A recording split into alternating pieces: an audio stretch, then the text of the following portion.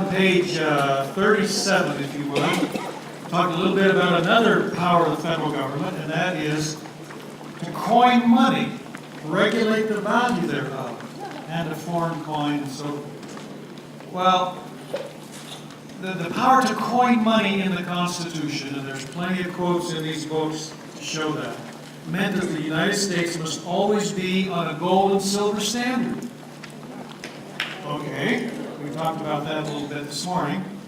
Letter A, the courts eventually allowed the government to print paper money as long as it was redeemable in gold and silver. Well, okay, it's a little easier to carry and so forth.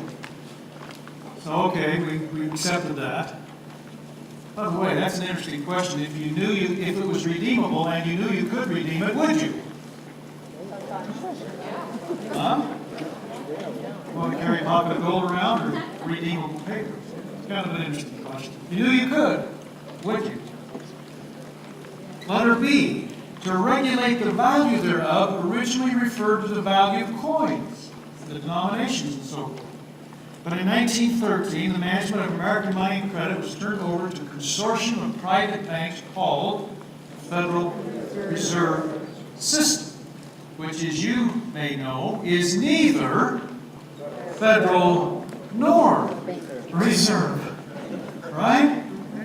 This has got to be one of the most damaging things done that very few people really understand. The people delegated power to Congress to operate a money system. And one of the principles the founders knew is you cannot delegate delegated power. Do you understand what I'm talking about? The people said Congress is to run the monetary system. Well, what did Congress do in 1913? They gave it away. So that's like you have a power of attorney and you give it to somebody because you're going on vacation and you got this hot real estate deal and you need somebody to wrap it up for you, so you give the power of attorney while you're gone, right? And after you leave, he goes on vacation. So he gives the power of attorney to sell your property to somebody else whom you don't even know. So that would be totally illegal. Well, that's exactly what's happened here. We have given Congress power of attorney to create a Federal Reserve, to create a monetary system. And they have abrogated that power. Now it's more powerful than they are. I'll tell you a little story here.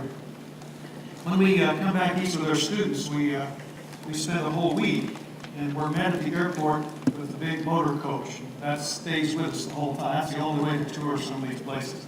So we're downtown. This was just last October. We were downtown, Lower Manhattan. And we get out once in a while, but we were on the bus at this time and go by the World Trade Center site and Wall Street and so forth. And we go by down this particular street, and the tour guide, this lovely tour guide, she knows the history of every building there. She's really smart. She says, now look down there, that gray building, of course they're all huge, look at that building, that is the Federal Reserve Bank of New York.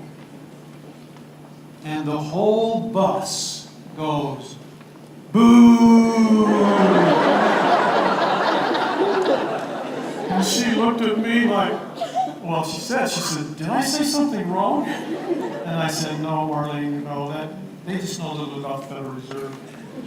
And she says, okay. And we've always had a reaction, but nothing like that. It was incredible. And then she said, did you know that 70% of the world's gold is in the basement of that building? And I just said, how do you know that, Marlene, when the Fed has never been audited? Nobody's ever seen it. He says, well, that's what we're told to say. I just left it at that. But anyway, letter C.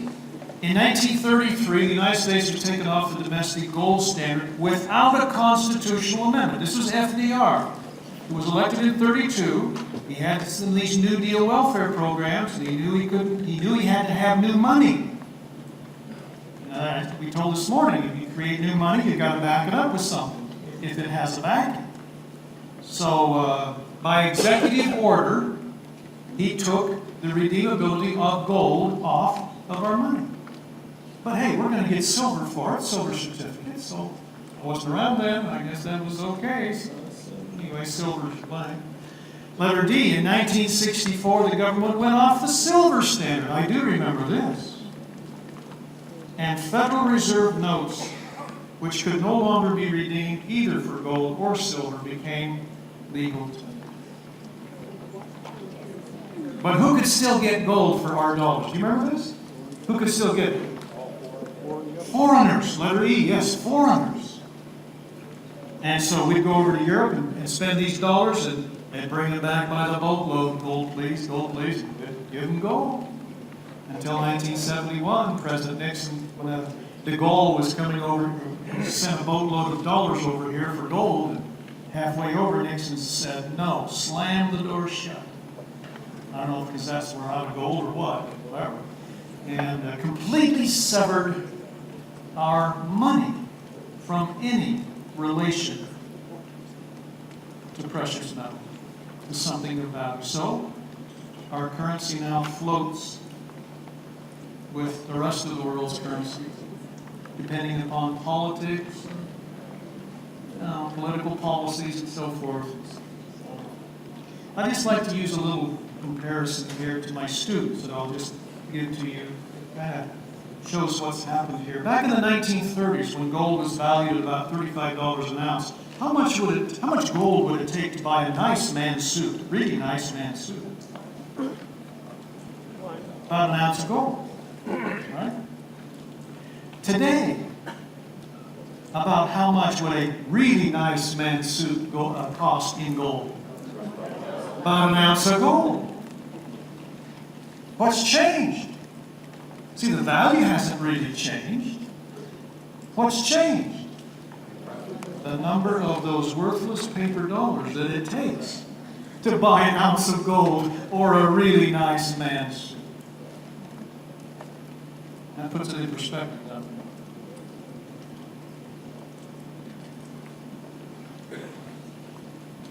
Clause 15 of Article 8. Here's another power of Congress. Congress, rather than the President, was empowered to call up the militia of the various states. We've got a lot of state militia units, mostly National Guard and so forth. It's kind of interesting, letter A, because people think the militia is limited only to National Guard, reserve units, and so forth. But federal code says that every male in the United States, ages 17 to 44, is in the militia. This is the great unorganized body of militia. We have the unorganized and the organized militia. Those are all militia. But the Constitution also says not only Congress should call them up. Have you noticed who's calling them up today? The President. But it says they can only be called up for one of three reasons, and here they are under letter B. Number one, to suppress insurrections. What's that? Riot, civil strife of some kind. Number two, to repel an invasion of what? An invasion of Kuwait? Or any other country in the world? No. Invasion of the United States. And number three, to execute the laws of the United States. Those are the only three reasons, constitutionally, that Congress can call up the militia. How do you like that? See, we got big problems here, don't we? Now look at the next one there, Clause 17. This is another power of Congress. The federal government was also authorized by the Constitution to occupy certain areas within a state if such areas were purchased by the consent of the state legislature. All right, so what do you need first? You need consent of the state legislature, but that's not all. It says Congress can only request land for one of four purposes. Here they are, top of the next page. Number one, for the erection of forts. All right, you need military forts around the United States. That would be smart, wouldn't it? Never know when you might need additional help, okay? You got military forts here in Missouri, right? Okay. Would you like a military fort down on the Mexican border? We got one. Fort Huachuca. I wish they'd do their duty, but they're there. Yeah, they're there. Letter number two, for magazines and arsenals. You're not going to store all your military equipment in one place, or even the nation. That would be dumb. You got to spread it out. You never know where you're going to need it. It's more secure that way. Okay, that's a good reason for the federal government to own land in your state. And number 3, for dockyards. Dockyards, well, you wouldn't need any of those, neither would we in Arizona. But if you're going to have a Navy, you got to have a place to park your boats, right? That would be a good reason to have land. And number 4, for other needful buildings, such as post offices, federal buildings, etc. Those are the only 4 reasons the federal government can own land within your state. And then only after the consent of your state legislature. Wait a minute. What about national forests, national parks, wilderness areas, wildlife refuge areas, all of these other things? What about all that stuff? And you have to say, according to the Constitution, there is no authority. I got to this point several years ago in a seminar in Sedona, Arizona, and one lady, she practically lost it. She said, "But I love my national park." Like as though I was going to take her national park, right? Bruce, they don't have nice parks, but let them stay local, state parks. Have you noticed what's happening to national parks, particularly out east, out west? They're all burning down. There have been studies done, forest fires, cleanliness of, revenue generated from, accessibility of the people to, federal lands, state lands, private lands. What always comes in last? Federal. They're burning down, they're dirtier, they close them almost at a whim, less money generated from. It's crazy. And yet look at this map on that page 38. It shows the percentage of each state that's currently claimed to be owned by the federal government. Yes? What does the Corps of Engineers fit into this? We deal with the Corps of Engineers. Where does that fit into that? Well, Where does the Corps of Engineers fit in? yeah. Well, I mean, they operate on federal land a lot and on non-federal land a lot. I don't know the relationship between land ownership and that particular agency, the Army Corps. Haven Rock Lake, Katie Como, Corps of Engineers. And it's 30 feet from my house. Well, the federal government has made great inroads into control of waterways, if that's what you're talking about. And that's their way of dealing with those waterways, Corps of Engineers and other agencies. So, look at Alaska. I mean,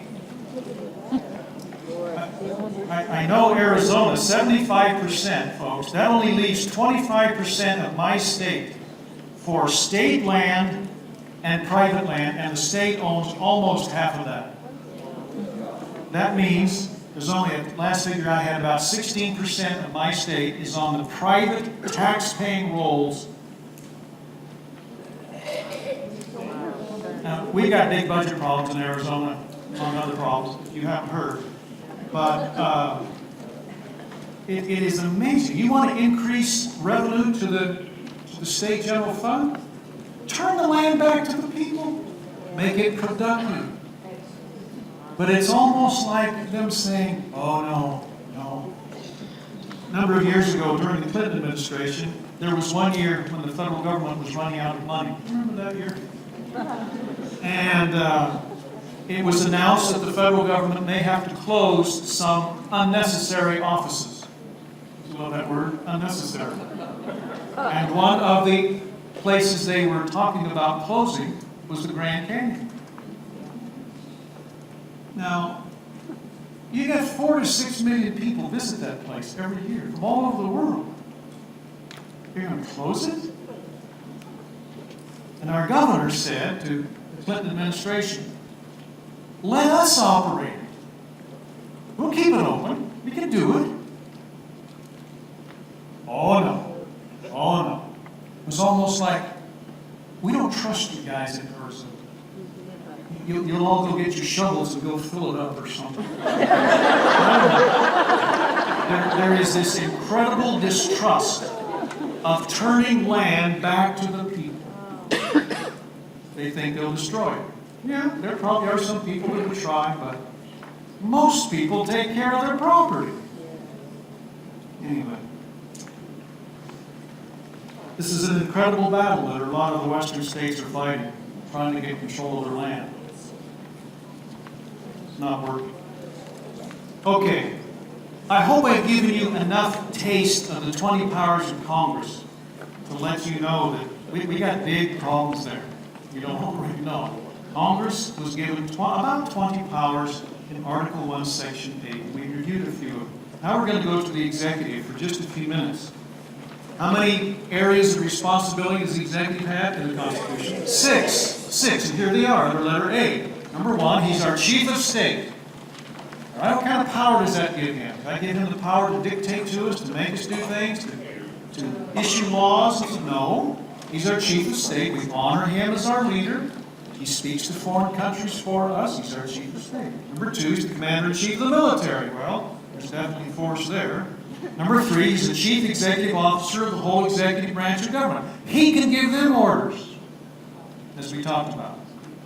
Number 4, that he's the chief diplomat in handling foreign relations. He speaks to other countries for us. Number 5, he's the chief architect for needed legislation. The founder said the president, more than anybody else in Washington, probably has the scope of the nation more in mind than any other. Congressmen are more state-oriented. But the president should have the needs of the nation. So he's the one that can suggest to Congress what is necessary or needed for legislation. Of course, that's usually done in State of the Union, right? And number 6, he is the conscience of the nation in granting pardons or reprieves where he feels justice requires them.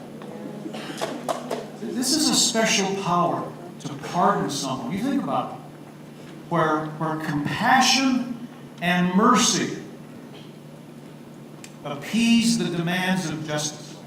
You may have heard of that before. That's a very special power. The president has it. Most governors have it.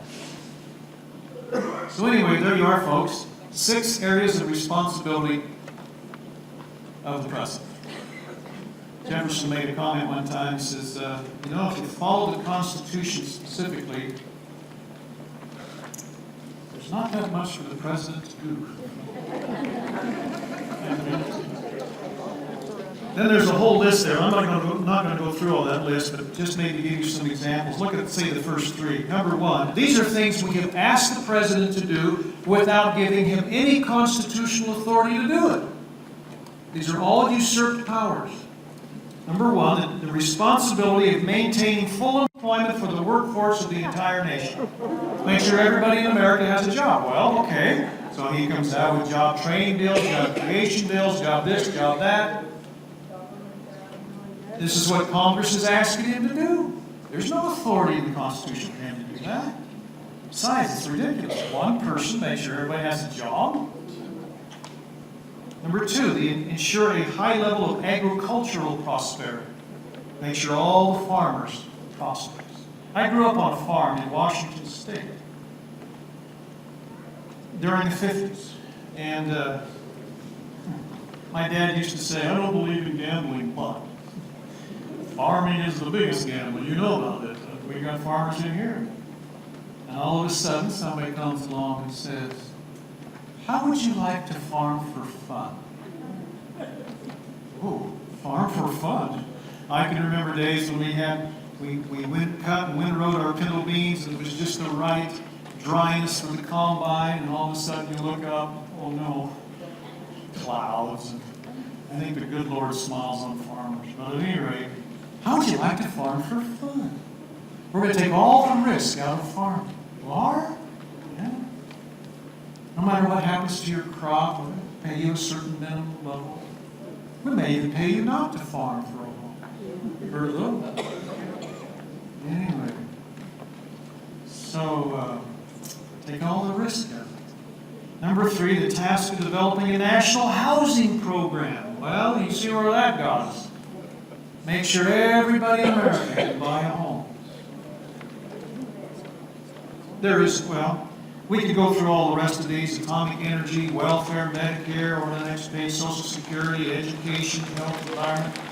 Look down to letter C.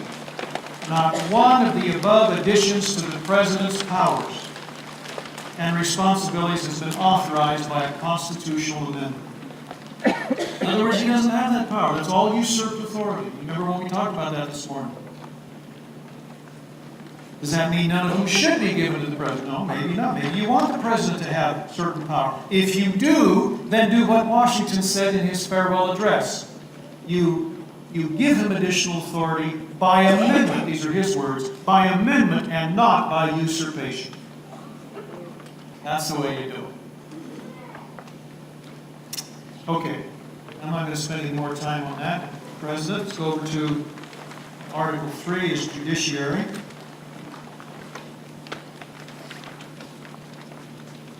How many types of cases are assigned to federal courts in the Constitution? How many? Remember that? 11. Here they are. I want to go through each one of these. I want you to say to yourself, is this logical that this belongs on the federal level in the federal courts? Here they are. Letter A, cases involving the meaning or application of the Constitution. Is that okay? Federal courts? Yeah, it's a federal document. Letter B, cases arising under the laws passed by Congress. Is that okay? Federal laws in federal court? Yes. Of course, we have to make sure those are constitutional federal laws, right? Right, okay. Letter C, cases involving disputes between the United States and foreign powers. Is that okay for a federal court? Yep. You're not going to drag a foreign power into a state court, are you? That would be very demeaning. That was actually a problem in the during the Revolutionary War with the Articles. We had no federal judiciary, so foreign nations were drawn into colonial courts. That was demeaning to them. So you go to a federal court. Okay. Letter D, cases affecting ambassadors or other officials of foreign governments for the same reason. Letter E, cases relating to the admiralty or maritime problems. You got a problem out on the open sea, away from any state, where are you going to go? Federal court, okay? It's not in any state. Letter F, cases in which the United States is a party. Okay, federal court. Letter G, disputes between two or more states. So if Missouri has a conflict with a neighboring state, how would you feel of that state dragging you into their court? See, that would, you got to go to a neutral court. That would be a federal court if it's between two states. Okay. Letter H, disputes in which the citizen of one state sues another state. This was actually repealed by the 11th Amendment. It's a little technical. We probably won't have time to cover that. Letter I, disputes between citizens of different states if it involves $10,000 or more. Blank, 10,000. Letter J, disputes between citizens of the same state over claims or land grants in different states. And letter K, cases involving suits between a state or citizen of a state, a foreign government, or citizen of a foreign government. Folks, can you see generally the kind of cases assigned to the federal courts? Can you tell me in kind of one brief little synopsis the kind of cases assigned to the federal courts? Cases which are which are outside the boundary of the state, generally. Everything within a state belonged to state courts. And the founders set up the federal system to be separate from the state system. Two separate systems. Remember, this is very few and delegated types of cases to the federal, all others to the state. And they weren't supposed to go like this, which is what's happened. I'll show you in the 14th Amendment where that happened. Do you all understand this, folks? So, in your state, do you have death row in your prisons? Death row? In other words, people convicted of, say, murder, and they're awaiting execution. You have that? As their execution date comes closer and closer, what do you usually hear? Is there going to be some stay of execution? Sometimes you even hear it from the Supreme Court in Washington. Say, wait a minute. This guy's in here for murder. That's a state crime, usually, unless it involves a federal official across state line. But murder is usually a state crime. This is a state crime. What's it doing with the federal court? See, this has all been mixed up. I'll show you how that happened. I got to tell you another quick story. We were sitting with our 50 students. This was a year ago, last October. We'll do it again this October. In the Supreme Court chamber in Washington, D.C. If you've never been in that building, next time you're there, you ought to go. They take a tour, they let you come in if they're not in session, and they have a docent who explains the building and the room. It's quite symbolic, that room. They point out the friezes and the art and so forth. Even point out Moses and the Ten Commandments up here on the wall. Supreme Court. Anyway, they point out, and then she talks about the procedure of the court, and she talked about how the Supreme Court justices decide which cases to take.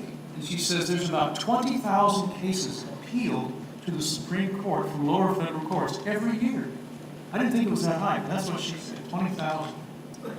And they can only hear between 200 and 300 in a given session.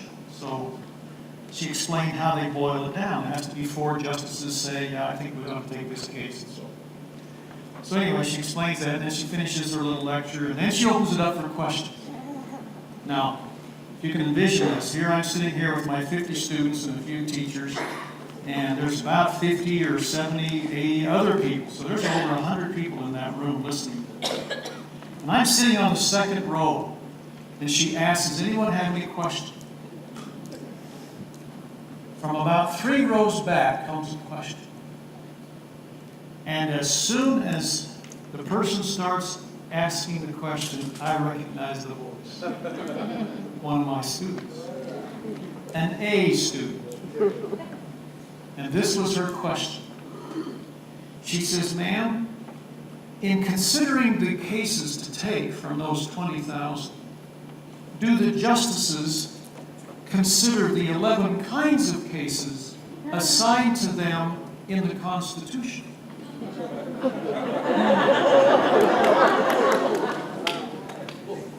I knew who it was. I turned around. Miranda Lewis.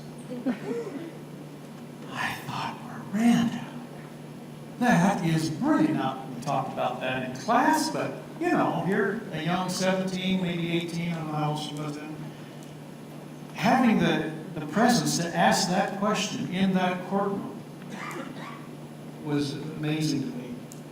But that was her question. What was the answer? The power of applause. Huh? The docent said, would you repeat that? So she repeated the question. And the docent said, I'm not kidding you folks, this is exactly what happened. The docent said, where did you say that was again? And Miranda said, it's in Article 3 of the U.S. Constitution. And the docent said, well, I don't remember ever studying that. And then she said, and I don't know anybody here who knows that. Now surely, with all the lawyers and all the judges and all the experience in that incredible place, somebody knows it. But that's what she said. And my students are looking at each other and they're thinking, Mr. Taylor's right. They don't study the Constitution. There's nothing I could have done in the classroom to make that impression. It was amazing. No, I'll never forget that. Now, as we were leaving, some of the others that were there as tourists, you know, guests, they started asking some of my students about some of that. That's what teaching going on. That was really great. It was really great. So anyway, yeah, 11 kinds of cases. I want you to turn to over the page 42, Article 4 of the Constitution. Article 4 is for the states. That's kind of an easy way to remember. 4 is for the states. There has to be an article to kind of unionize all the states together, because that's what we are, as a union. This article describes how states are created, divided, combined, whatever you want to do, the procedure for all that. And there's a couple of things I'll point out to you here. In Roman numeral 2 on page 42, section A, or letter A, section 1 provides that the official acts of each state must receive full faith and credit by all the other states. In other words, if you just move to another state, you have to start over again and everything in your life. The official acts are recognized. Isn't that wonderful? This is a union. Okay? Makes us a union. And letter B, Congress is the one that decides. But the proof is, and the effect of those official acts. Okay? Any question about that? Okay? Look over on page, let's see. On the next page, just quickly here, letter C on page 43. Letter C, the top letter C. See that? I just want to point out a thing here. The United States shall guarantee, this is in Article 4 of the Constitution, shall guarantee a Republican form of government in each of the states. In other words, if a state should be taken over by some powerful faction and he should set himself up as a dictator, for example, the federal government would have the constitutional requirement to come in and depose that person and set up a Republican form of government. States have no excuse, folks. We got the umbrella of protection we talked about this morning. We got this protection. There's no excuse to not have freedom. Isn't that wonderful? That's the Constitution. All right. Article 5 is the amending process. There's two ways to amend the Constitution. Letter A, the first method is, number 1, have 2/3 of the House and the Senate pass out the amendment. And number 2, then it's approved by 3/4 of the states. That is how all 27 amendments to our Constitution have come about. Do you remember the Committee on Detail? We just barely mentioned Committee on Detail when it was in its rough form. When it came out of that, that was the only way to amend the Constitution that was in there. And it was George Mason of Virginia. Remember George Mason? Bill of Rights? He stood up and he said, I think there's a problem here. He said, this means the only way to amend the Constitution is to have 2/3 of Congress pass it out to the states. He said, what if the time ever came when Congress would become so aloof from the people or the states that they would refuse to pass out an amendment that the people or the states want? Think that could ever happen? So he said, I propose a method to amend the Constitution without the approval of Congress. So we have a second way to amend the Constitution. It's in letter B. The second method is to have 2/3 of the state legislatures petition Congress for a constitutional convention. Then it involves 3 steps. Number 1, Congress sets the time and the place. They don't approve or disapprove, they just set the time and the place. Number 2, the convention does its business. And number 3, any proposed business that comes out of that convention has to be ratified by 3/4 of the states. That's called the Constitutional Convention method. There are some who feel like it's unwise to use it, that there's risks involved and so forth. But I just want you to understand why it was put in there. In case Congress runs away and nobody can do anything. In other words, the states would be held hostage. Okay, any question about that? Go to Article 6 on the next page, if you would.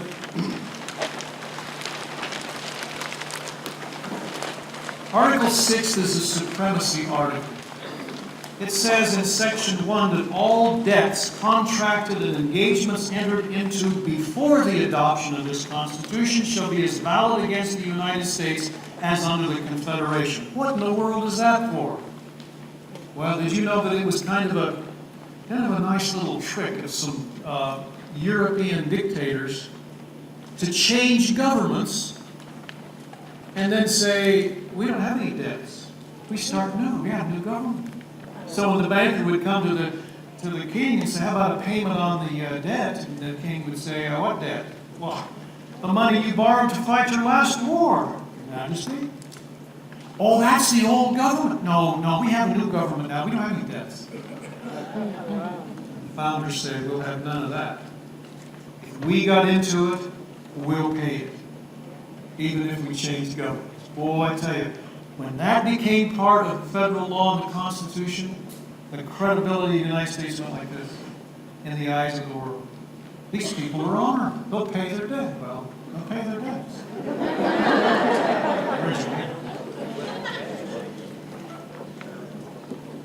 Section 2, letter B. There are three things that are supreme law of the land. One, the Constitution. Supreme law of the land. Number 2, constitutional laws established by the federal government. And number 3, constitutional treaties entered into. Notice we say Constitution. You will hear out there, folks, that some people believe the Constitution can be amended by a treaty. In other words, if a treaty might give away some sovereignty or do some of the other dangerous things that some of these treaties that are out there do, well, that amends the Constitution. No, the founders actually talked about that. You do not amend the Constitution by treaty. You amend it by Article 5 procedures that we just gone over. It has to be constitutional on its face, the treaty is. So don't get caught there in that. Look at letter C. Interesting part of section of Article 6. It required, excuse me, it required that every public official in the United States, it doesn't matter whether it's city council, county commissioner, state legislature, or president of the United States, has to take an oath to support and uphold the Constitution of the United States. In other words, we're all focused on that great document, Constitution. This business of oath-taking is kind of interesting because the founder said, you don't take an oath to people. You take an oath to God. You make promises to people. You pledges, but you take an oath to God. These are all quotes found in the Making of America book. And furthermore, they said, don't ever administer an oath to a person who doesn't believe in two things. One, a supreme being. And two, a future state of rewards and punishments. Now, why would they say that? Don't administer an oath unless they believe in those two things. Yeah, it would be meaningless, like a communist taking an oath. Bible, Ladies' Home Journal, Reader's Digest, take today, break tomorrow. No binding tie there. Isn't that interesting? They also felt this about oath-taking. Well, I'll say, first of all, if you number the 10 Commandments like most do, I guess, what's the third? Do you know them by number? What's the third commandment? Thou shalt not take the name of the Lord thy God in vain, right? Normally we think of that as what? Swearing, profaning, dragging the name of deity through the mire and the muck, some awful thing like that. Founder said yes, but also, if you take an oath to God, and you break that oath, you have taken His name in vain. You have broken the third commandment. Whoa. See, that adds incredible depth to that, doesn't it? Furthermore, they said, you administer an oath in the way that binds the conscience most of the one who's taking it, as long as they believe in those two things. So to a Christian, what would that be? Hand on the Bible. To a Jew, as long as they believe in those two things. To a Jew, Torah. To a Muslim, Quran. See what they're saying? As long as they believe in those two. Whatever binds the conscience most is how you administer the oath. Isn't that interesting? Yeah. Oath-taking, very serious. Okay, Roman numeral 7, ratification. We hardly have to talk about that because it's already been done. But it required the conventions of 9 states. Remember, the conventions of 9 states. That's the way it's not the legislatures. The conventions of the people. Remember we talked about that. required 9 states to ratify the document in order to become effective. And then it became effective, and the question was, among whom? Just the ones ratifying or all 13? And the answer is, just the ones ratifying. There was no attempt to compel anyone, any state, to join this union. Because once you did, it was permanent. This is the whole idea of perpetual union. Talk about a lot. Perpetual union. You join a union, other people, other states depend on you. You're there. So we're here. And our challenge is to form a more perfect union. And we have been given so many different ways, as we talked this morning, to do that. That's what it needs to be. Okay, that's Article 7. Well, folks, that's the original Constitution as it came out of Philadelphia.